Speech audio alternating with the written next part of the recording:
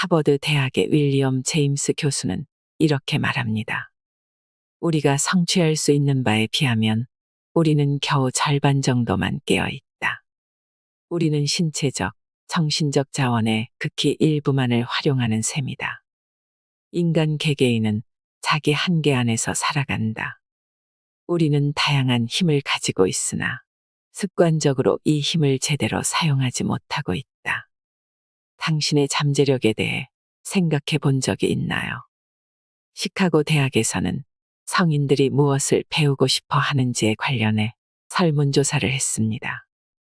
이 설문에서 사람들의 첫 번째 관심사는 건강이었고 두 번째는 바로 인간관계였다고 합니다. 오늘의 주제는 인간관계를 다루는 능력에 대한 이야기입니다. 내 인기와 행복, 자존감은 내가 사람을 상대하는 능력에 달려 있다고 해도 과언이 아니라고 하죠. 세계 자기계발서의 진정한 시작점이자 시대와 공간을 초월한 세계 최고의 자기계발서. 데일 카네기의 인간관계론은 처음 출간된 이후로 6천만 부 이상 판매되었고 현재까지도 아마존 베스트셀러 자리를 공고히 지키고 있습니다. 인류는 왜 그토록 이 책에 열광하는 걸까요? 사람을 대하는 3가지 방법과 누구에게나 호감을 사는 6가지 원칙을 듣겠습니다. 어떻게 사람을 대해야 할까? 꿀을 모으고 싶다면 벌통을 걷어차지 말라. 싱싱교도소에서 오랫동안 교도소장으로 일한 루이스 로스는 나와 주고받은 서신에서 다음과 같이 말했다. 싱싱교도소에서 자기가 나쁜 짓을 했다고 여기는 범죄자는 얼마 안 됩니다. 자기가 왜 금고를 털 수밖에 없었는지, 왜 총을 쏠 수밖에 없었는지 변명하기에만 바쁘지요. 그들은 대개 엉터리 논리를 끌어와 반사회적 행위를 합리화하고 자기는 억울하게 감옥에 들어왔다고 우깁니다. 사업가 존 워너메이커는 이런 말을 한 적이 있다. 이미 30년 전에 나는 깨달았지. 남을 비난하는 일은 정말 덧없다고. 내 한계를 극복하기에도 바빠 죽겠는데 어째서 누구는 똑똑하게, 누구는 모자라게 만들었냐고 하느님께 불평할 시간이 있겠어. 워너메이커와 달리 나는 30년 이상 헛발질을 한 뒤에야 사람 대부분은 어떤 잘못을 저질러도 자기 잘못을 인정하지 않는다는 사실을 깨달았다.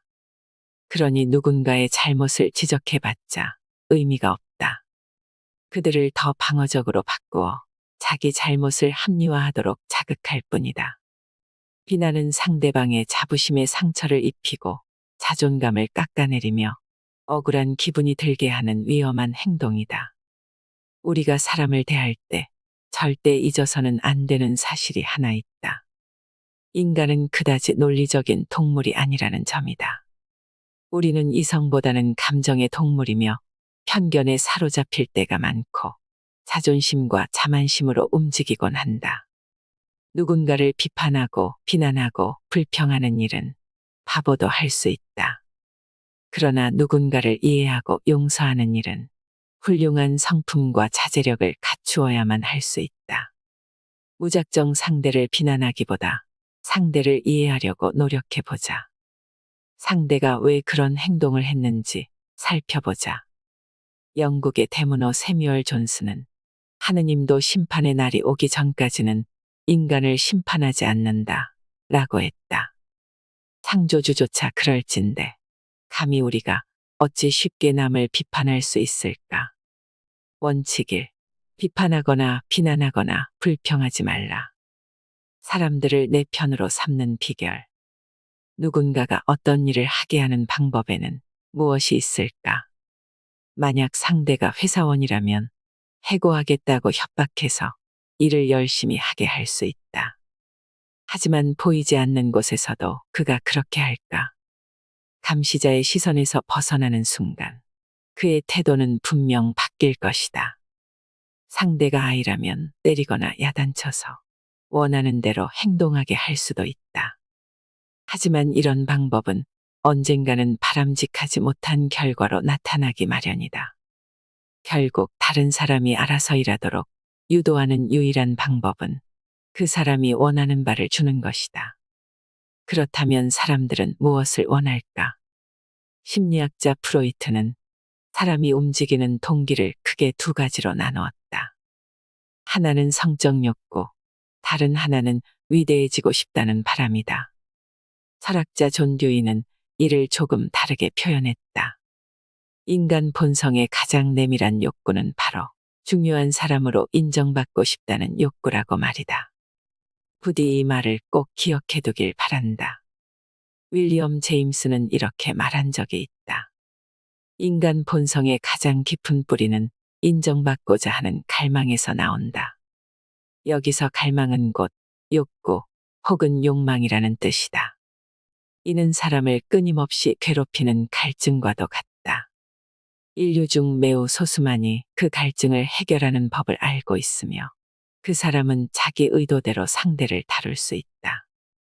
브로드웨이의 유명 제작자 플로렌츠 지그펠드는 평범한 여성도 멋진 스타로 변신시키는 귀재였다.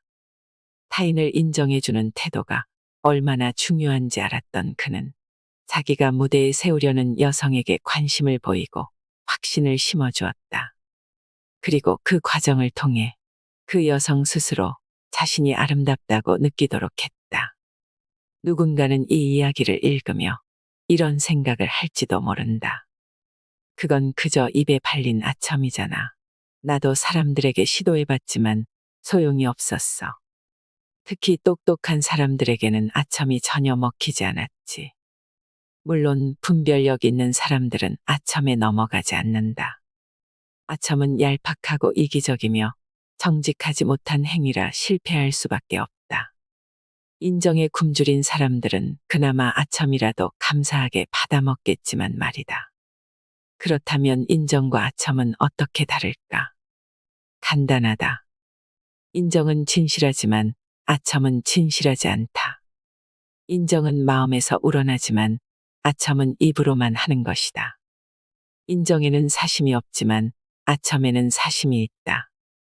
인정은 모두 좋아하지만 아첨은 모두 비난한다. 따라서 아첨으로는 인간관계 능력을 높일 수 없다.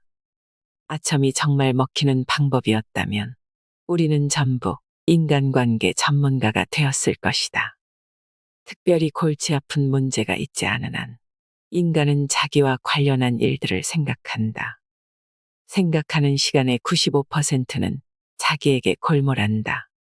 하지만 내내 말했듯 인간관계를 성공적으로 이어가려면 타인을 인정하고 칭찬하는 것이 중요하다. 그러니 너무 자기 업적에만 심취하고 자기 욕구에만 매달리지 말고 다른 사람들의 좋은 점을 살펴보자. 그렇게 시각이 바뀌면 얄팍하고 거짓이 섞인 아첨에 내 자존감을 의지할 필요가 없어진다. 아첨할 생각은 아예 하지 말자. 진심에서 우러나는 말을 솔직하게 하려고 애쓰자.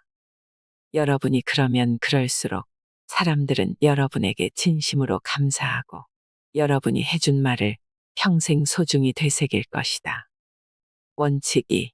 진심으로 상대방을 인정하고 칭찬하라. 세상 누구든 설득할 수 있으려면 나는 생크림 얹은 딸기를 좋아하지만 물고기들은 지렁이를 좋아한다. 따라서 낚시할 때는 낚싯바늘에 생크림 얹은 딸기가 아니라 지렁이를 꿰어야 물고기를 유혹할 수 있다. 그러니 사람을 낚을 때도 낚시와 같은 방식으로 접근해야 한다. 우리는 자기가 원하는 것만 이야기하려 든다. 이는 실로 유치하고 멍청한 행동이 아닐 수 없다. 나의 최대 관심사는 내가 원하는 것이겠지만 내가 원하는 것에 남들은 관심이 없기 때문이다. 이렇듯 사람이란 모두 똑같다. 세상 모두가 자기가 원하는 일에만 관심이 있다. 그러니 다른 사람에게 영향을 미치고 싶다면 그들이 원하는 것을 이야기해야 한다. 어떻게 하면 원하는 바를 손에 넣을 수 있는지 보여주어야 한다. 다시 말하지만 사람은 누구나 자기 문제를 해결하는 데만 골몰한다. 그러니 자기가 파는 서비스나 상품이 상대방의 문제를 해결하는 데 도움이 된다는 사실을 상대방에게 인식시킬 수 있다면 굳이 그 물건을 팔려고 애쓸 필요가 없다. 상대방이 먼저 사겠다고 나설 테니 말이다. 그리고 사람들은 필요하지도 않은 물건을 강매당했다는 느낌보다 자발적으로 샀다는 느낌을 받고 싶어 하는 법이다. 이처럼 세상에는 자기 이익만 추구하고 자기 생각만 하는 사람으로 가득하다. 그렇다 보니 이기적으로 굴지 않고 타인을 돕는 몇 안 되는 사람이 오히려 엄청나게 유리한 위치에 선다. 그와 경쟁할 사람이 없기 때문이다. 원칙 3. 사람들의 열정적인 욕구를 불러일으켜라. 누구에게나 호감을 사는 6가지 원칙. 어디서나 환영받는 사람의 비법. 친구를 사귀는 방법을 알고 싶어 이 책을 읽고 있는가? 그렇다면 세상에서 친구를 가장 잘 사귀는 이 노하우를 배워보면 되지 않을까? 세상에서 친구를 가장 잘 사귀는 이는 그리 멀리 있지 않다. 당장 거리로 나가보면 만날 수 있다. 가까이 다가가면 그는 먼저 꼬리를 흔들어 보일 것이다. 걸음을 멈추고 쓰다듬어주면 폴짝폴짝 뛰며 그가 여러분을 얼마나 좋아하는지 보여줄 것이다. 그의 애정 표현에는 어떠한 계산도 없다. 물건을 팔려는 것도 아니고 여러분을 꿰려는 것도 아니다. 그는 바로 개다. 내가 5살 때 아버지는 강아지 한 마리를 사왔다. 티피라는 이름을 받은 그 강아지는 내 어린 시절의 빛이며 기쁨이었다. 그토록 내 열렬한 사랑을 받은 티피는 심리학 책을 읽은 적이 없다. 아니, 그럴 필요도 없었다. 상대방이 나에게 관심을 두도록 2년 동안 노력하기보다 딱 2달 동안만 상대방에게 진심으로 관심을 쏟으면 훨씬 많은 친구를 얻을 수 있다는 사실을 티피는 본능으로 알고 있었던 덕분이다. 우리 주변의 많은 사람은 사람의 관심을 끌기 위해 애쓰며 인생을 허비한다. 그러나 사람들은 남에게 관심이 없다. 사람들의 관심 대상은 오로지 나 자신이다. 아침에도 점심에도 저녁에도 남에게 신경 쓸 여유가 없다. 따라서 사람들에게 좋은 인상을 심어주고 관심을 받고자 하는 사람은 진정한 친구를 사귈 수 없다.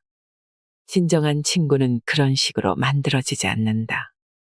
심리학자 알프레드 아들러는 심리학이란 무엇인가라는 책에서 이렇게 말했다. 주변 사람에게 관심이 없는 사람은 결국 인생에서 커다란 난관에 부닥치고 만다. 또 주변 사람들에게 큰 상처를 준다. 더 나아가 이런 사람에서 인류의 모든 폐해가 시작된다. 나는 사람들의 생일을 알아내고 기억하는데 특히 신경을 쓴다. 그리고 사람들의 생일을 자연스럽게 알아내기 위해 솔직히 믿지도 않는 점성술을 활용한다. 별자리를 봐주겠다고 이야기하면서 상대의 생년월일을 묻는 방식으로 말이다. 그리고 상대가 10월 16일이 생일이라고 하면 속으로 그 날짜를 되뇌다가 상대방이 고개를 돌리는 순간 몰래 상대의 이름과 생일을 메모해 놓는다. 그리고 그 사람의 생일이 될 때마다 편지나 첨보를 보낸다.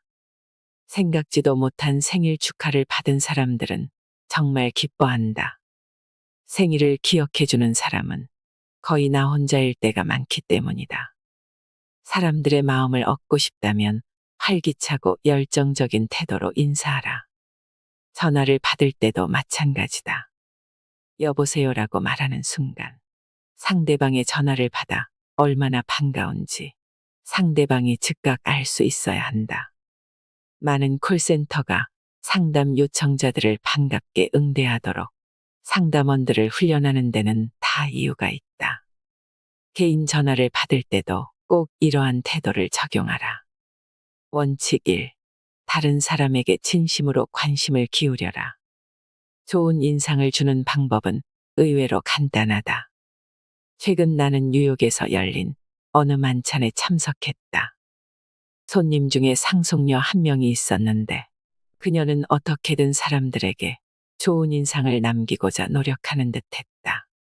그래서 모피와 다이아몬드, 진주 같은 장신구를 사는데 돈을 아끼지 않았다. 하지만 막상 자기 얼굴에는 전혀 신경 쓰지 않았는지 그녀의 얼굴에는 심술과 이기심이 그대로 드러났다. 문제는 사람들이 모두 알고 있는 사실을 그녀만 깨닫지 못한다는 거였다. 얼굴에 드러난 표정이 옷보다 훨씬 중요한데 말이다. 이렇듯 말보다 행동이 중요하다. 미소란 여러분의 이런 의사를 내포하고 있다. 내가 좋아. 너 때문에 행복해. 너를 만나서 기뻐. 그래서 사람들이 걔를 좋아한다. 걔는 우리를 볼 때마다 너무 좋아서 폴짝폴짝 뛰니 말이다. 그런 모습을 보면 당연히 기분이 좋을 수밖에 없다. 그렇다면 가식적이라도 겉으로 미소만 지어 보이면 되지 않을까? 아니다. 그런 미소에는 아무도 속지 않는다. 가식적인 미소는 상대방을 불쾌하게 한다. 진심이 담긴 마음속에서 우러나는 미소만이 시장에서 좋은 값을 받는다. 뉴욕의 한 대형 백화점 인사 담당자는 표정이 심각한 철학 박사를 뽑느니 초등학교만 나왔다고 해도 기분 좋은 미소를 짓는 사람을 직원으로 채용하겠다고 말한다. 미국에서 가장 큰 고무회사 회장은 자기가 관찰해 본 결과 자기 일을 즐기지 못하는 사람은 성공하기 어렵다고 한다. 이 산업계의 거물은 열심히 노력하기만 하면 욕망의 문이 열린다는 옛말을 그다지 믿지 않았다. 웃고 즐기며 재미있게 일하다 보니 성공한 사람이 많습니다. 그러나 그런 사람들도 어느 순간부터 남들처럼 진짜 일을 하게 되었죠. 그러다 보니 그 일에 흥미를 잃어 실패하고 말더군요. 인간관계도 이와 마찬가지다. 사람들이 만나고 싶어 하는 사람이 되고자 한다면 내가 먼저 사람 만나는 것을 좋아해야 한다. 첫 번째, 억지로라도 웃어라. 혼자 있을 때 휘파람을 불거나 노래를 흥얼거리기만 해도 도움이 된다. 두 번째, 이미 행복한 것처럼 행동하라. 행복을 얻을 수 있는 확실한 방법은 바로 생각을 통제하는 것이다. 행복은 외부의 조건이 아니라 내면의 조건에 달려 있기 때문이다. 두 사람이 같은 장소에서 같은 일을 하며 비슷한 재산과 명성을 가지고 있다고 해도 한 사람은 불행하고 한 사람은 행복할 수 있다. 왜 그럴까? 그것은 마음 자세가 다르기 때문이다. 끔찍한 더위 속에서 일당 7센트를 받으며 힘들게 일하는 사람 사이에서도 뉴욕 번화가에서 일하는 고액 연봉자 못지않게 행복한 표정을 볼 수 있으니 말이다. 링컨도 사람은 대개 행복하기로 마음먹은 만큼만 행복하다라고 했다. 원칙 2. 웃어라. 이름의 마법은 실로 달콤하다. 하반신 장애가 있는 루스벨트 대통령을 위해 크라이슬러는 특수 차량을 대통령에게 제공했다. 그 차를 전달하기 위해 최고 경영자 체인벌리는 정비사 한 명을 데리고 백악관에 들어갔다. 당시 경험을 소개하는 체인벌린의 편지 한 대목을 소개한다. 사람들이 차를 보며 감탄할 때 대통령 각하는 이렇게 말씀하셨습니다. 체인벌린 씨, 많은 시간과 노력을 들여 이 차를 개발해 주어 진심으로 감사드립니다. 정말 대단한 일을 하셨습니다. 대통령 각하는 자동차의 면면을 보며 감탄을 금치 못하셨습니다. 작은 디테일 하나도 지나치지 않고 알아주셨어요. 얼마 후 작동법 교습이 끝나자 대통령 각하는 저를 돌아보며 말씀하셨습니다. 체인벌린 씨, 연방준비제도 이사회를 30분이나 기다리게 했네요. 이젠 일하러 가야 할 것 같군요. 대통령 각하는 떠나기 전 저와 정비사에게 악수를 청했고 정비사의 이름을 부르며 감사를 전했습니다. 제가 처음 정비사를 소개할 때 딱 한 번 말했을 뿐인 정비사의 이름을 대통령 각하는 기억하고 계셨습니다. 그분의 인사는 거칠애가 아닌 진심이었던 거죠. 뉴욕으로 돌아온 지 며칠 되지 않아 저는 대통령 각하의 친필 서명이 담긴 감사 카드와 사진을 받았습니다. 바쁜 대통령 각하께서 어떻게 이런 것까지 챙길 시간이 있는지 저는 그저 신기할 뿐이었습니다. 루스벨트의 일화에서도 상대방의 이름을 기억하는 일이 얼마나 중요한지 알 수 있다.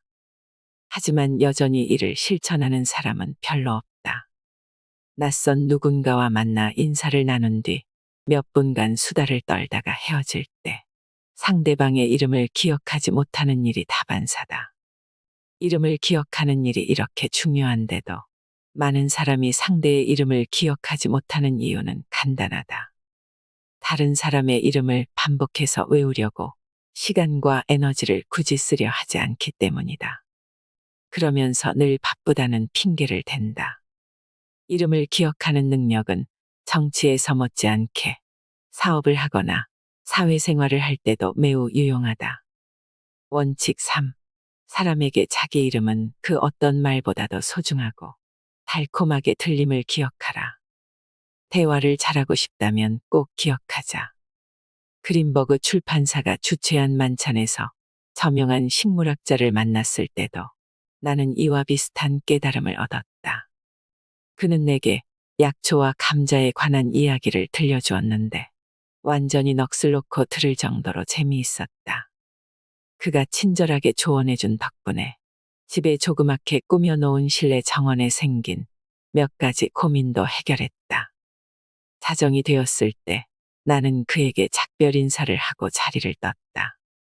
내가 떠난 뒤 식물학자는 만찬을 주최한 사람에게 상대방이 편하게 말할 수 있게 해주는 사람이라며 나를 칭찬했다고 한다. 또 대화를 아주 잘하는 사람이라는 평가를 했다고 한다. 내가 대화를 잘하는 사람이라고 말이다. 사실 나는 거의 식물학자의 말을 듣기만 했다. 나는 식물 관련 지식이 거의 없었기 때문이다. 그저 그가 해주는 이야기가 정말 재미있었기에 귀 기울여 들었을 뿐이다. 식물학자는 나를 좋은 대화 상대라고 생각했지만 아니었다. 나는 사실 그의 이야기를 잘 들어주고 그가 더 신나게 말할 수 있도록 추임새를 넣어주었을 뿐이다. 이처럼 경청이란 우리가 누군가에게 해줄 수 있는 최고의 찬사이다. 전 하버드 대학 총장 찰스 엘리엇은 성공적인 비즈니스 인터뷰의 비결을 이렇게 밝혔다. 성공적 대화 비결이란 없어요. 상대방의 말에 집중하는 것이 정말 중요하죠. 상대방의 기분을 맞추는데 그 이상의 방법은 없습니다. 이렇게 당연한 사실을 모르는 사람이 여전히 많다.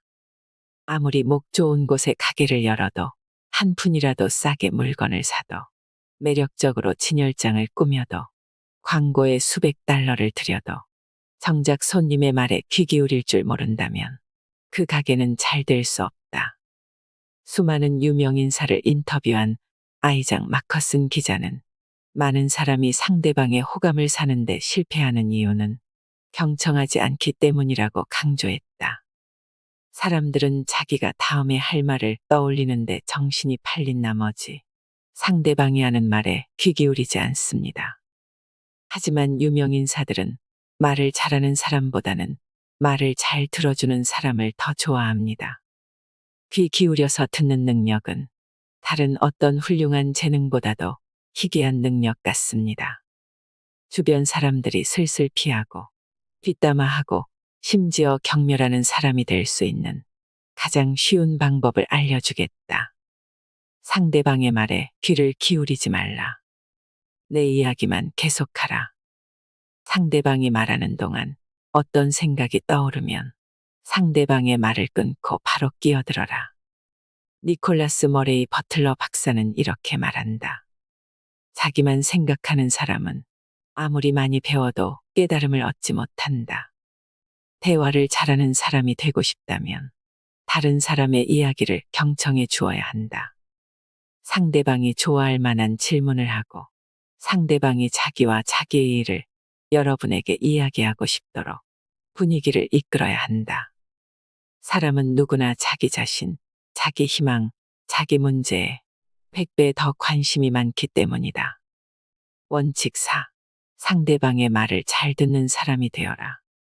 그리고 상대방이 자기와 자기의 일을 이야기하고 싶도록 분위기를 이끌어라. 관심을 끌고 싶다면 이것에 집중하라. 시어도어 루스벨트를 만나본 사람들은 그의 방대한 지식에 놀라곤 했다. 그중 전기 작가 가말리엘 브래드퍼드는 루스벨트와 관련해 이렇게 말했다. 카우보이든 기병대든 정치인이든 외교관이든 루스벨트는 그 누구를 상대로도 그에게 무슨 말을 해야 할지 알고 있었다. 어떻게 이런 일이 가능했을까? 답은 간단하다.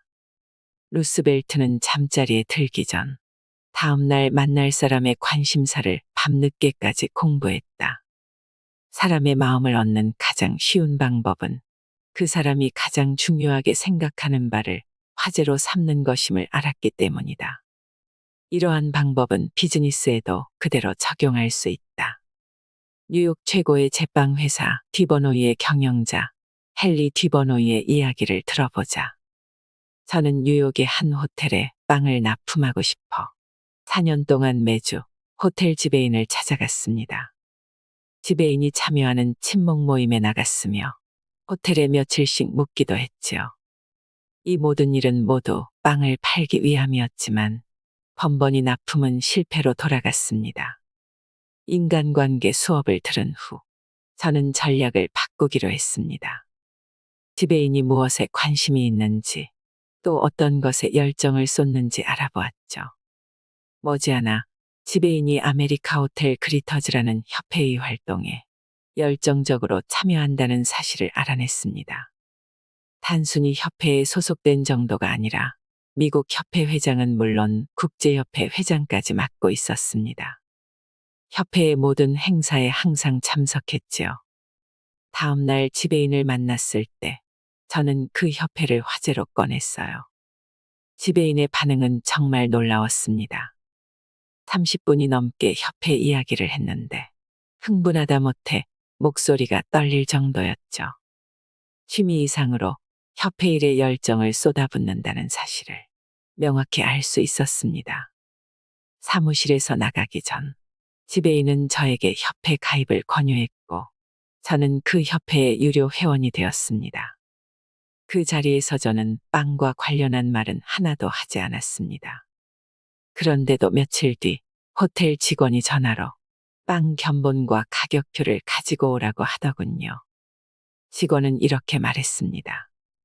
지배인님을 어떻게 구워 삶으셨는지는 모르겠지만 지배인님이 사장님한테 완전히 빠져 계시던데요. 저는 그 호텔의 빵을 납품하려고 장장 4년을 쫓아다녔어요. 지배인의 관심사가 무엇이고 무슨 이야기를 좋아하는지 알아내려고 하지 않았다면 저는 지금도 그 호텔 주위를 맴돌며 헛물만 켜고 있었을 겁니다. 원칙 5. 상대방의 관심사를 이야기하라. 상대의 호감을 사는 황금률. 어느 날 나는 우체국에서 등기 우편을 보내려고 줄을 서 있었다. 직원은 봉투 무게를 재고 우표를 팔고 잔돈을 거슬러주고 영수증을 발급하는 단조로운 일을 반복하는데 진력이 난 듯했다. 그런 그를 보며 나는 마음속으로 생각했다. 저 직원이 나한테 호감을 품도록 해보자. 그러려면 무언가 근사한 말을 해야겠지. 어떤 칭찬을 해줘야 저 직원이 내게 호감을 느낄까? 사실 그건 쉬운 일이 아니다. 내가 상대를 전혀 모른다면 더더욱. 그러나 다행히도 그를 진심으로 칭찬할 만한 요소가 바로 눈에 띄었다. 직원이 내 편지의 무게를 잴 때 나는 진심을 담아 그에게 말했다. 저도 직원분처럼 머리숱이 풍성했으면 좋겠네요. 직원은 살짝 놀라며 나를 올려다보더니 곧 환하게 웃었다. 그리고 예전만은 못합니다 하고 겸손하게 대답했다. 젊었을 때만은 못하더라도 여전히 근사하다고 내가 다시 강조하자. 그는 몹시 좋아했다. 우리는 잠시 유쾌한 수다를 떨었고 마지막으로 그는 이렇게 말했다. 사람들이 제 머리숱을 부러워하긴 해요. 장담하건대 그날 점심을 먹으러 가는 그 직원의 발걸음은 한결 가벼웠을 것이다. 또 그날 저녁 집에 돌아가서는 자기가 받은 칭찬을 아내에게 자랑했을지도 모른다. 또 거울을 보며 이렇게 말했을 수도 있다. 내 머리지만 정말 근사하긴 해. 이 이야기를 사람들에게 했을 때 어떤 사람이 물었다. 그 사람에게 뭘 바라서 그런 칭찬을 하셨나요? 뭘 바라다니? 상대방에게 얻을 것이 없으면 소소한 행복도 나눌 필요가 없고 상대방을 진심으로 인정해 줄 필요도 없단 말인가. 그런 생각은 너무 이기적이다. 그런 마음으로 살아가는 사람은 무슨 일을 하든 실패할 것이 불보듯 뻔하다. 물론 그 직원에게 원하는 바가 있기는 했다. 나에게 아무런 보상도 할 필요가 없는 그 무언가를 그에게 선물했다는 뿌듯한 느낌을 받고 싶었다. 오랜 시간이 지난 지금까지도 나는 그 일을 떠올리며 행복감에 접근한다. 사람들의 행동에는 아주 중요한 법칙이 하나 있다. 이 법칙을 지키면 절대 공경에 빠지지 않으며 수많은 친구를 사귀고 언제나 행복하다. 하지만 이 법칙을 지키지 못하면 끊임없이 공경에 빠질 것이다. 그 법칙은 다음과 같다. 언제나 상대방이 스스로 중요한 사람이라고 느끼도록 하라. 철학자들은 수천 년에 걸쳐 인간관계 법칙을 연구했다. 그 모든 고찰을 통해 발견된 법칙은 위에서 말한 그것 단 하나다. 전혀 새롭지 않다. 이는 인류 역사만큼이나 오래된 법칙이다. 예수 또한 고대 이스라엘에서 유대인들에게 이 법칙을 설파했다. 예수는 이 법칙이 세상에서 가장 중요한 황금률이라고 하며 다음과 같이 요약했다. 남에게 대접받고자 하는 대로 너희도 남을 대접하라. 우리는 누구를 만나든 상대방에게 인정받고 싶어 한다. 자기의 진정한 가치를 확인하고 싶어서이다. 적어도 우리가 속한 작은 세상에서만은 중요한 사람이 되기를 바란다. 입에 발린 값싼 소리를 듣고 싶은 것이 아니라 진심 어린 인정을 갈망한다. 그렇다면 그 황금률은 언제 어디서 어떻게 적용해야 할까? 그 해답은 간단하다. 언제나 어디서나 어떻게든 적용하면 된다. 황금률을 적용하기 위해 프랑스 대사가 되거나 엘크 클럽의 회장이 될 필요는 없다. 우리는 매일 이 황금률로 마술을 부리며 살 수 있다. 예컨대 감자튀김을 주문했는데 종업원이 으깬 감자를 가져온다면 이렇게 말해보자. 번거롭게 해드려 죄송한데 저는 감자튀김을 주문했어요. 그걸로 가져다 주실 수 있을까요? 그러면 종업원은 기꺼이 감자튀김을 다시 가져다 줄 것이다. 우리가 그녀를 존중해 주었기에 그녀 또한 우리를 존중해 준 것이다. 위에서 예를 든 말들의 의미는 단순하고 사소하지 않다. 따분하고 지루한 일상생활에 활기를 더해주는 윤활유와 같다. 또한 이렇게 말하는 것은 가정교육을 잘 받았다는 사실을 입증한다. 이러한 말들을 하는 습관을 들이도록 하자. 대영제국을 이끈 가장 영리한 사람이었던 벤저민 디즈레일리는 인정의 법칙과 관련해 이렇게 말했다. 상대방의 관심사를 이야기하라. 그러면 그 사람은 몇 시간이고 이야기를 들어줄 것이다. 원칙 6. 자기가 중요한 사람으로 느껴지도록 상대방을 대하라. 이때 반드시 진심을 다해 행동해야 한다. 극작가 버나드 쇼는 말했습니다. 그저 떠먹여준다면 그는 스스로 배우지 못할 것이다. 이처럼 배움은 능동적 행동을 통해서만 얻을 수 있습니다. 오늘 배운 인간관계의 지혜를 기회가 있을 때마다 실천해 보세요. 직접 행한 지혜만이 머릿속에 남는 법입니다. 아이를 대할 때, 배우자에게 내 생각을 말할 때, 화난 사람을 누그러뜨릴 때, 현명하게 대처하는 방법을 터득한다면 앞으로 당신의 삶에 분명 긍정적인 변화가 생길 것입니다. 이상으로 인생의 품격이었습니다. 하루하루 당신의 품격이 더 빛나길 바랍니다.